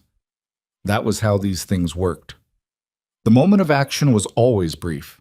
The aftermath was always long. You need to have the north elevator inspected, he said, properly, before anyone uses it. I'd recommend an independent mechanical firm, not the company's contracted maintenance. Already arranged, she said. He nodded. And your computer has been restored, she said. IT cleared the credential issue and reinstated full access as of an hour ago. A pause. With my direct authorization, not the subcommittee's. I wanted that on record. Thank you. Another quiet. A longer one this time. Jackson, she said. Yeah. Why did you step in that night in the lobby? She said it carefully, like she'd been saving the question, like it mattered to her to ask it correctly. You didn't know me. You had $12 and a job interview and a daughter at home. There was no reason for you to... I know. So why? He looked at his hands. They were the same hands they'd always been, calloused, scarred at the knuckle of the right index finger where he'd caught a rifle sight wrong in a dark room in a country he didn't like to think about. Nothing remarkable. He'd done a lot with these hands, and not all of it was something he was proud of. And the thing he'd done 3 nights ago in a hotel lobby was so small compared to everything else that it still struck him as strange that it was the thing anyone was paying attention to. I don't have a good answer, he said. I saw someone being treated like they weren't there, and I can't... He stopped, started again. I've been in situations where someone stepped in and situations where nobody did. I know the difference of what that feels like, and I just can't be the person who doesn't. She looked at him for a long moment. That's a good answer, she said quietly. That's actually a very good answer. He didn't know what to do with that, so he looked out the window at the dark water. My daughter has a school thing Friday, he said. An ocean animal presentation. She's doing mantis shrimp. Celeste was quiet for a second. Then she said, Of course she is. She'll probably want to explain the punching force to the whole class. She sounds terrifying, Celeste said. She is, he said. She really is. It wasn't quite a smile what crossed Celeste's face, but it was something in that direction, and it stayed there longer than the almost smiles had before, and the room felt, for a moment, like something other than the aftermath of a disaster. His phone buzzed. Mrs. Kaminsky. We're fine. Maya wants to know if you're okay. I told her yes. Please be yes. He typed back. I'm okay. Home by 8. Save me something if there's dinner. He stood up. I have to go. I know. Celeste looked up at him. Go home to her. He picked up his jacket. At the door he stopped. The board meeting, he said. Whatever Damien was planning for the shareholders, there's probably a timeline. Something scheduled for the next week or two while everything was still in motion. You should get ahead of it. Victor and I are meeting with the board chair at 8 tomorrow morning, she said. I'll be ready. Good. He paused. You always ready? She considered this. No, she said, but I've gotten good at pretending until I am. He thought about that for a second. It seemed like as honest a thing as anyone had said to him in recent memory. Yeah, he said. Me too. He went to get his bus. The bus ride home took 31 minutes, and Jackson spent most of it looking out the window at the city going dark around him. The street lights coming on over wet pavement, the restaurant windows lit yellow, people moving through the evening with the ordinary purposefulness of people who had not spent their day watching a decade-long conspiracy come apart in a 4th-floor conference room. He didn't feel triumphant. He didn't feel much of anything yet, which was a thing he recognized from other situations where the operational phase ended and the body hadn't caught up with the fact that the immediate danger had passed. The feeling, whatever it was going to be, would arrive later. It always did. Mrs. Kaminsky opened the apartment door before he had his key out. She's been asking every 20 minutes, she said, in the tone of someone reporting a minor but persistent weather event. I told her I'm okay. She wanted audio confirmation. Mrs. Kaminsky retrieved her coat from the hook by the door. She was a small Polish woman who had survived things she never talked about and had raised 3 children largely on her own and had zero patience for drama that wasn't strictly necessary, which was one of the reasons Jackson trusted her completely. She paused at the door. She also finished her poster. It's very detailed. I learned more about mantis shrimp than I expected to. That's usually how it goes, Jackson said. Mrs. Kaminsky looked at him for a moment with the assessing look she occasionally deployed, the one that went past the surface of things. You look tired, she said. I'm fine.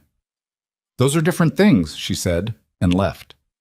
Maya was at the kitchen table with the poster spread across it, a foam board covered in her careful handwriting and printed photographs she'd cut from a nature magazine and glued down with the particular enthusiasm of someone who had not yet learned that you could use too much glue. She looked up when he came in. Audio confirmation, he said. She pointed at him. You sound tired. Mrs. Kaminsky already told me. We were right independently, Maya said with satisfaction and turned back to her poster. Look at this part. I wrote about the Dactyl Club. That's the punching part. He sat down across from her and looked at the poster and let her explain the Dactyl Club to him in considerable detail and the helicoidal fiber structure that allowed it to absorb impact without shattering, and the fact that the strike was so fast it created cavitation bubbles that hit the target a second time, even if the club missed. So technically, the mantis shrimp punched twice with one punch. She said this last part with the energy of someone who had found a fact so perfect it felt like a personal gift from the universe. That's incredible, he said. I know, she said. Priya's doing dolphins. Dolphins are fine, but... She shrugged, which completed the sentence. He made her finish the poster while he heated up the soup Mrs. Kaminsky had left on the stove, and they ate at the table with the poster pushed to one side. And Maya talked about school, and he listened, really listened, the way he sometimes didn't when the weight of the day was sitting too heavily on him. Tonight he listened. Tonight he wanted to hear every word about Priya and dolphins, and the girl in the third row who had started crying during silent reading because she missed her grandmother, and the whole class hadn't known what to do. What did you do? He asked. Maya looked at her soup. I gave her my eraser. The nice one. The one shaped like a strawberry. Why? She shrugged. I don't know. I just thought, if somebody gave me something when I was sad, even something small, it would feel like someone noticed. She paused. Did it work? Probably, he said. Yeah, probably it did. She went to bed at 8:30 with the poster propped against her desk, and he checked the window locks and the door and sat down at the kitchen table with a glass of water and his legal pad and did not write anything on it, just sat. He thought about what Cross had said in the corridor. You walked into a hotel lobby in the rain. That's all you did. Said as if it was small. Said as if it was almost contemptible. The randomness of it. The fact that the whole architecture of a years-long plan had cracked because of one man in wet shoes who couldn't watch someone get circled without doing something about it. Jackson had been thinking about that on the bus. He was still thinking about it now. He'd spent 12 years in naval special operations, and the thing the training did, the thing it was designed to do, was make you good at situations that most people never encountered and prayed they never would. Room clearing, threat assessment, the particular arithmetic of violence conducted under pressure and bad lighting with incomplete information. He was good at those things. He'd been very good at them. And when Sarah died and he came home and hung up everything that went with that life, he'd spent 2 years wondering what exactly he was good for in a world where none of those skills had any application. It turned out the skill that mattered wasn't any of the ones he'd been trained for. It was just the one he'd had since he was old enough to understand that the size of a room changed when someone in it was being made to feel like they didn't exist in it. That wasn't a trained quality. That was just who he was, underneath everything else. He didn't know where it came from. His mother, maybe, who had worked double shifts and never once let anyone in a waiting room or a grocery line or a parking lot treat another person as invisible without saying something about it, quietly, without drama, with the specific dignity of a woman who had been made to feel invisible herself and had decided not to pass that experience on. He thought about Celeste in the hotel lobby, watching the revolving door. He thought about the way she'd held that paper cup. You didn't need to know someone's name to understand what it cost them to sit still while being told they didn't belong in the room they were sitting in. You didn't need their balance sheet or their biography. You just needed to be paying attention, and Jackson had learned from his mother and relearned in a dozen different countries that paying attention to other people, really paying attention, not the performance of it, was the rarest thing in the world and the one that cost the least to give. He put the legal pad in the kitchen drawer and went to bed. The weeks that followed were not neat. Nothing about the legal and corporate aftermath was neat, and anyone who'd expected it to be had clearly never watched a major fraud investigation try to untangle itself from an 11-year-old conspiracy with international tentacles and multiple layers of insulation built by professionals who'd had plenty of time to build them.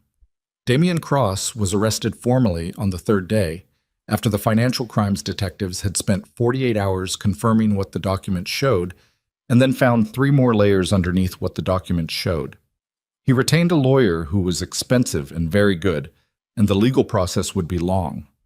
Jackson understood this and accepted it because the alternative, everything resolved quickly and cleanly in the way of fiction, was not how actual justice operated, and he'd seen enough of actual justice to know the difference between the process and the outcome. Renata Morse, the CFO, stopped not talking on the 4th day. What she gave the investigators in exchange for her cooperation was the name and the account structure of the Viridian Capital Connection. Not just a name, but the documented chain between the syndicate's offshore holding companies and the shell contractors Jackson had traced in his first 24 hours. The Portland notary turned out to be a retired paralegal who'd been paid to register names without asking questions and who had, it emerged, done this for 11 different Viridian-connected entities over 4 years. He cooperated immediately and completely in the way of people who understood they had been peripheral tools and wanted very much to remain peripheral. Steve Okafor resigned on the 2nd day and gave a full statement. He'd been recruited by Cross 3 years ago, offered a significant salary increase through a consulting arrangement that didn't show up in his employment records, and tasked with building the ghost account infrastructure and maintaining the camera blind spots. He had not known about the elevator brake calibration. His statement on this point was detailed and consistent, and the detectives believed him, which Jackson also believed because the elevator had been a different category of decision, one that required a different category of willingness, and Okafor had not struck him as someone who'd crossed into that category willingly. Renee Cho stayed. She was moved laterally to report directly to Victor out of the network operations chain that had been Okafor's domain, and given an adjusted title and a significant raise that Celeste approved without discussion. Jackson heard about it from Victor, who mentioned it the way Victor mentioned most things, as a logistical update, stripped of editorial, which was Victor's version of approval. The Viridian Capital investigation expanded beyond Ashford Global within the first 2 weeks, touching 3 other companies across the Pacific Northwest in ways that the Financial Crimes Unit handed off to a federal task force Jackson was briefed on once and then had no further official involvement with. That was fine. He hadn't come to this building to dismantle an international investment syndicate. He'd come to protect one person, and that work continued every day regardless of what the federal task force was doing with its warrants. The shareholders' meeting happened 3 weeks after the arrest. Celeste had been preparing for it since the morning after. Since the 8 a.m. meeting with the board chair that she and Victor had walked into while the building was still being processed by investigators, and the coffee in the executive kitchen had been made by a junior associate who hadn't known what else to do with himself. She'd been preparing for it with the focus of someone who understood that surviving a conspiracy was one thing and retaining the authority to rebuild what the conspiracy had damaged was another, and that the second required making a case to people who had complicated feelings about everything that had happened in their building without their knowledge. Jackson attended as a security matter and sat near the door and watched the room. There were 43 shareholders and board members present in the main conference room on the executive floor, the big one, with the full view of the sound, the one Celeste had avoided for the 2 years she'd spent not trusting the people who usually occupied it. She sat at the head of the table, and Jackson noticed that she'd positioned herself differently than he'd seen her before. Not the careful stillness she maintained in uncertain spaces, something more open, hands on the table, not folded, She didn't open with the conspiracy or the arrests. She opened with the company. She talked about what Ashford Global had been when her father built it, and what it had become in the years when the wrong people had been eating at it from the inside, and what it was still capable of being if the people in the room were willing to do the harder work of rebuilding trust rather than just restoring appearances. She was direct about what had been lost, not in the careful corporate language of damage control, but plainly, the way you talk to people you're asking to trust you again. $60 to $80 million in fraudulent contracts, 2 years of decisions made by executives whose first loyalty was to an outside interest, a CEO who had survived 2 attempts on her life and come to work every day anyway because the alternative was letting the people who wanted her gone have what they wanted. She didn't ask for sympathy. She asked for time and for scrutiny, which was a different and more credible thing. Jackson watched the room while she talked. He watched faces. It was a habit that was hard to turn off, and most days he didn't try. What he saw in the room was something shifting, slowly, the way large things shift, not all at once, not dramatically, but the weight moving from one side to the other. People who had come in skeptical or frightened or already composing their exit strategy were, by the middle of her prepared remarks, doing something different with their faces. Paying attention. Really paying attention, not the performed kind. She answered questions for 90 minutes afterward. Hard ones? About oversight failures and board responsibility, and how any of this had gone undetected for as long as it had. She answered them without deflecting and without excessive qualification and without blaming the people in the room, even when some portion of the blame was legitimately theirs for not looking closely enough at what their COO was signing. When someone asked her directly what gave her confidence that the company could recover from something this significant, she was quiet for a moment. Then she said, "I'm still here. That's not a small thing, given the effort that went into making sure I wouldn't be." The room was quiet. "And the people who are still here with me," she said, "are here because they chose to be, in circumstances where it would have been easier and safer not to be." She didn't look at Jackson when she said it. He noticed that she didn't and understood it as its own form of respect. I think that means something about what this company is capable of. The vote to retain her as CEO was 38 to 5. The 5 abstentions came from board members whose relationship with Cross had been close enough that they needed to be seen as cautious, which Jackson understood as the kind of political calculation that was neither admirable nor surprising. 38 was enough. He moved his office in the 5th week. Not floors, the executive floor made operational sense for his role, but rooms. He moved from the corner office with the 2-window view, the one that had been set up for him by Dana on his first morning like a display case, into a smaller interior room that shared a wall with the security operations center he was building from scratch, with Renee's technical help and the carefully vetted team he was assembling one person at a time. Dana asked him, diplomatically, whether he'd prefer to keep the larger office. He said no. He didn't need the view. He needed to hear what was happening in the room next door. The Security Operations Center took 6 weeks to build to a standard he was satisfied with.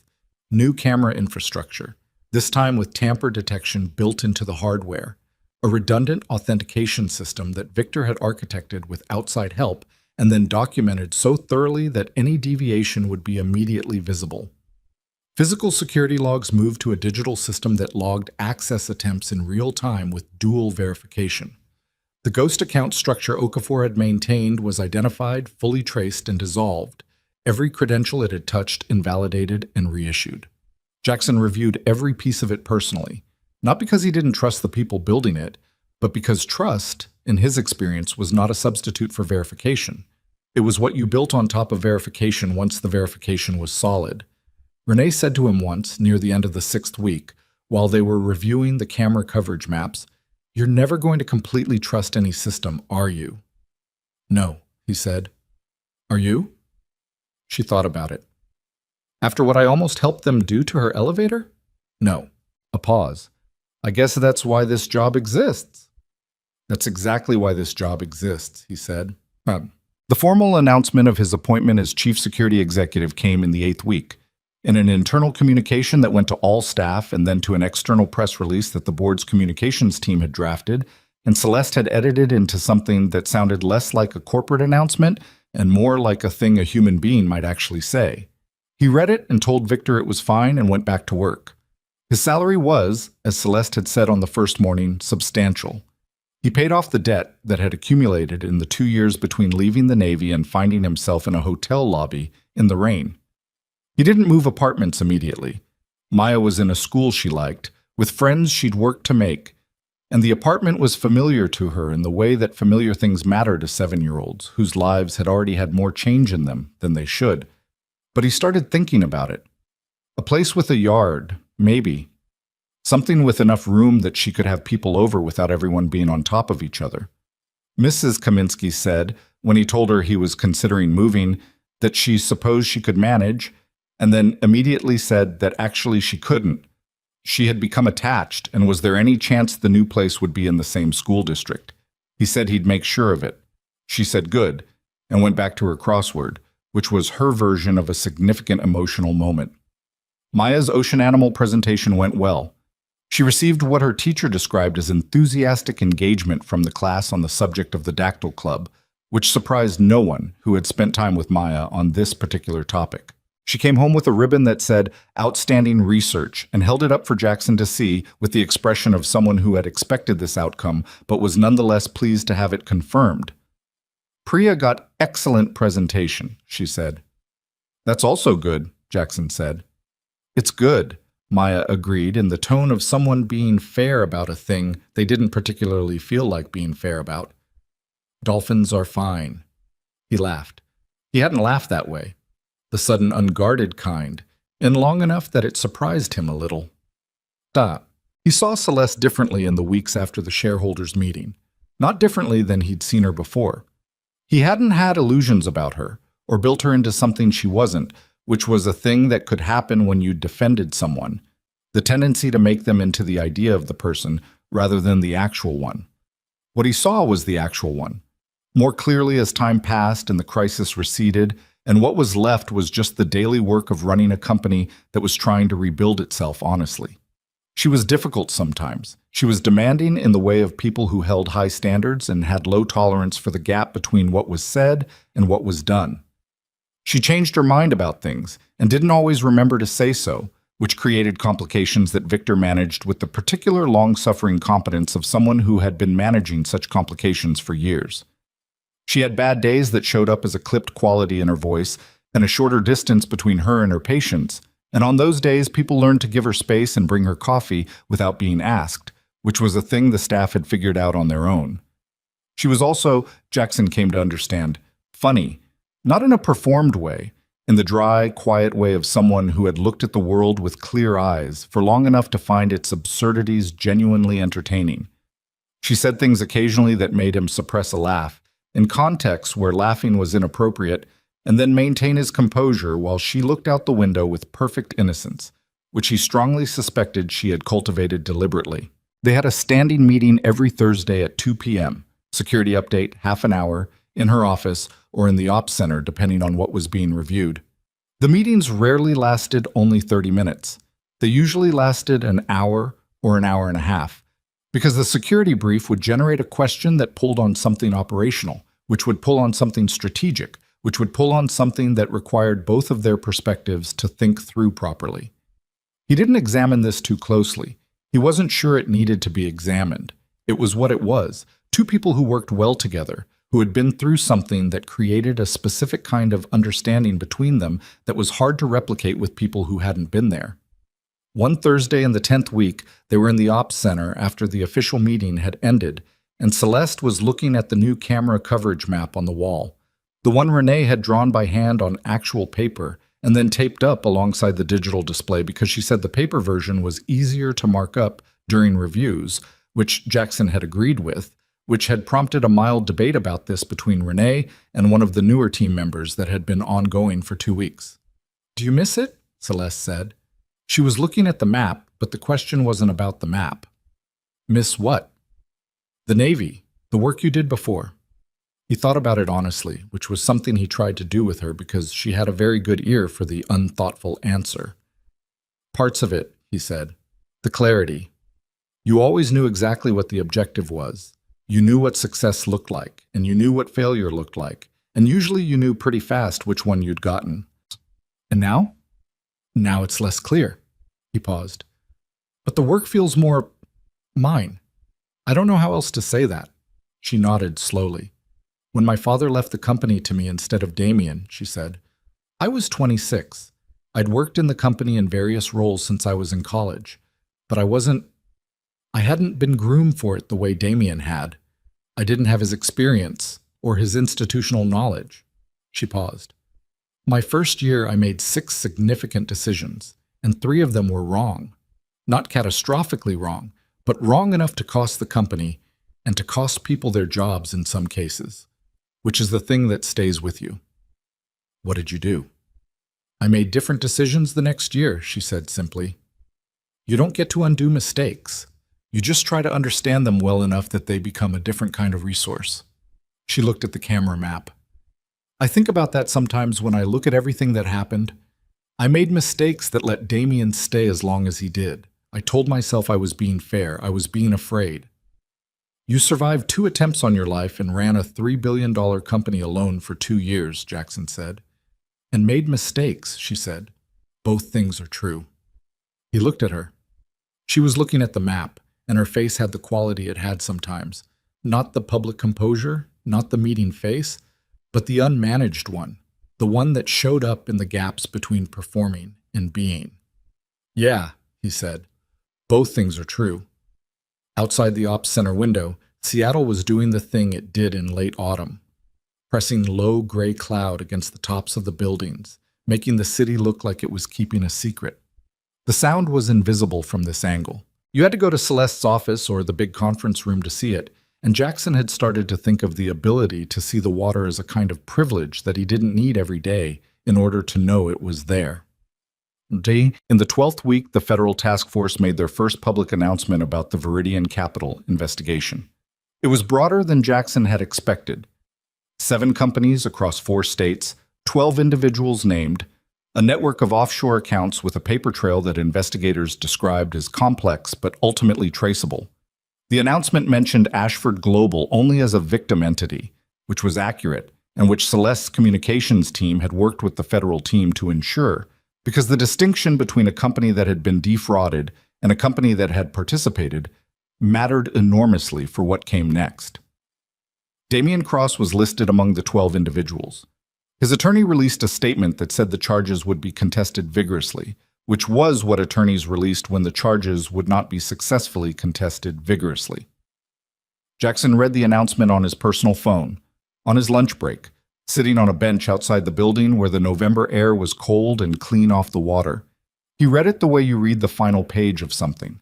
Not for information, because he already knew what it said, but to feel the weight of it settling into its permanent place in the past tense.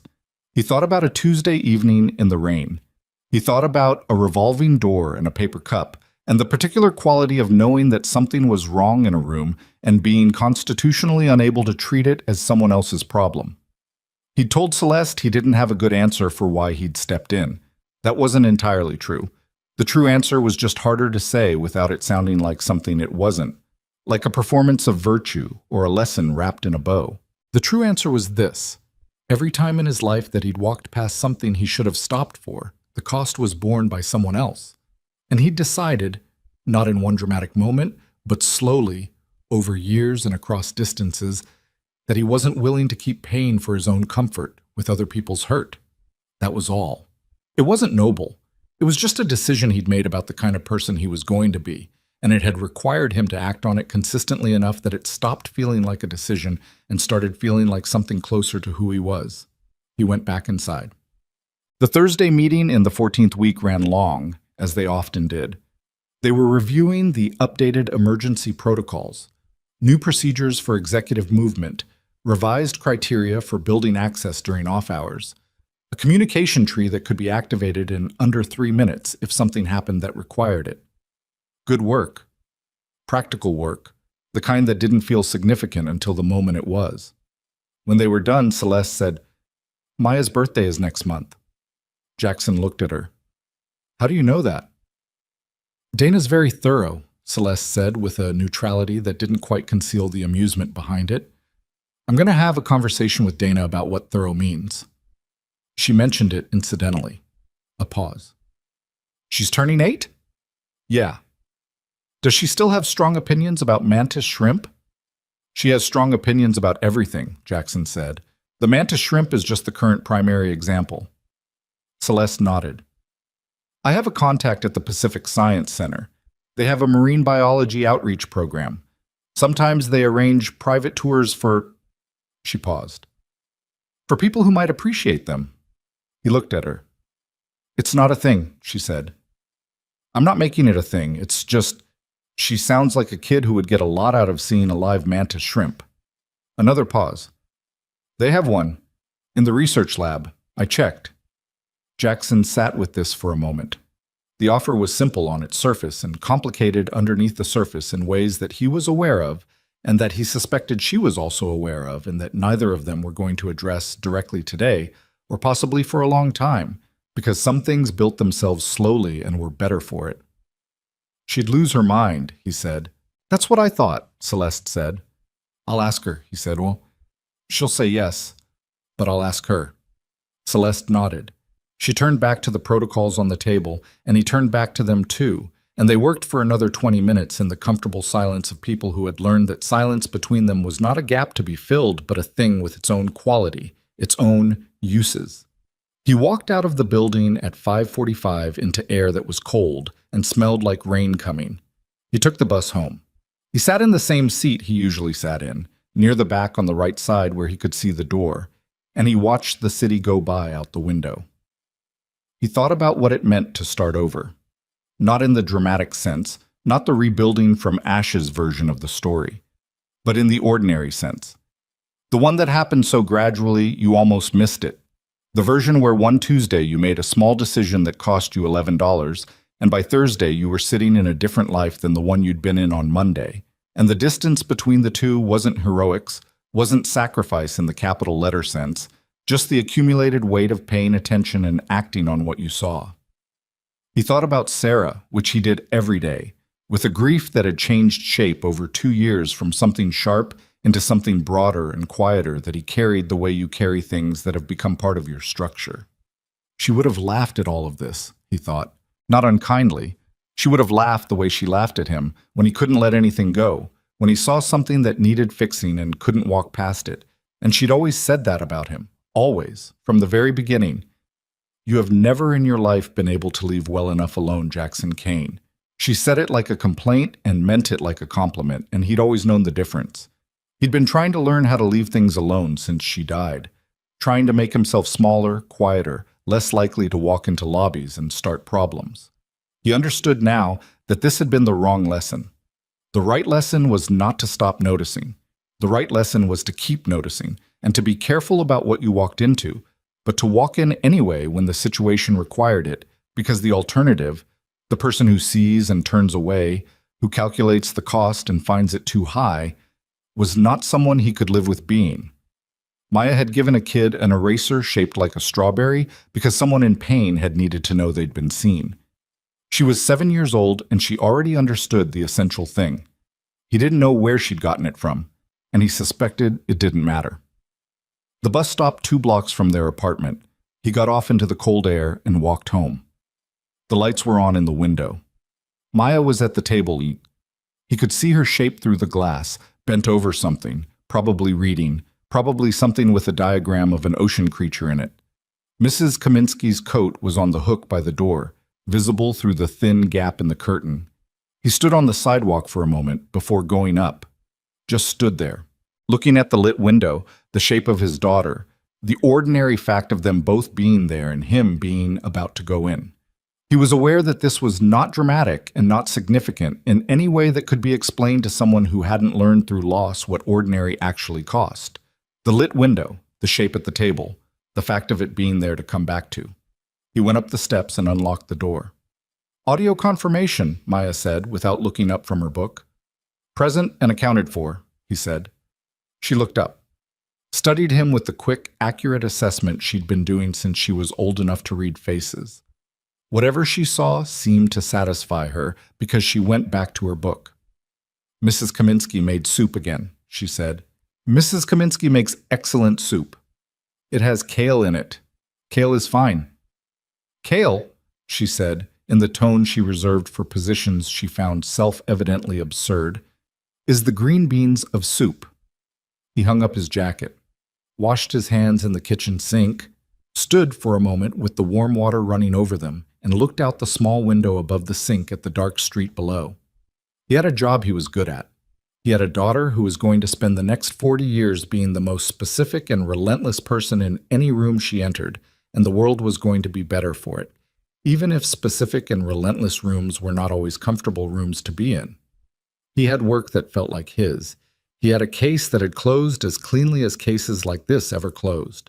Not perfectly, not without loose ends and long legal timelines and the ongoing low-grade hum of consequences still working themselves out in courts and conference rooms and federal dockets, but closed. The people who had built the thing that had been trying to take Celeste apart were now being taken apart themselves by the mechanisms that existed for exactly that purpose. He turned off the tap. He thought, sometimes you walk into a hotel lobby in the rain, and you're just trying to get dry, and a person needs someone to stand between them and the people circling them, and you stand there, and it costs you $11 and a job interview and about 3 weeks of your life. And what you get back is this kitchen, this soup, this kid in the next room who believes with her whole heart that the mantis shrimp is nature's most underrated achievement and will tell you exactly why if you give her 30 seconds and a whiteboard. It wasn't a grand bargain. It wasn't a transaction he'd entered into with full knowledge of the terms. It was just what happened when you paid attention, when you stayed in the room instead of leaving it, when you treated one stranger on one wet Tuesday night like she was worth $11 and whatever came after. Some things started small. Some things stayed small, and that was fine too, and there was nothing wrong with fine. But sometimes, not always, not predictably, not in ways you could plan for. What started small opened into something you hadn't known you were missing, and by the time you understood what it was, you'd already built your life around it. He ladled soup into 2 bowls, kale and all, and called his daughter to the table.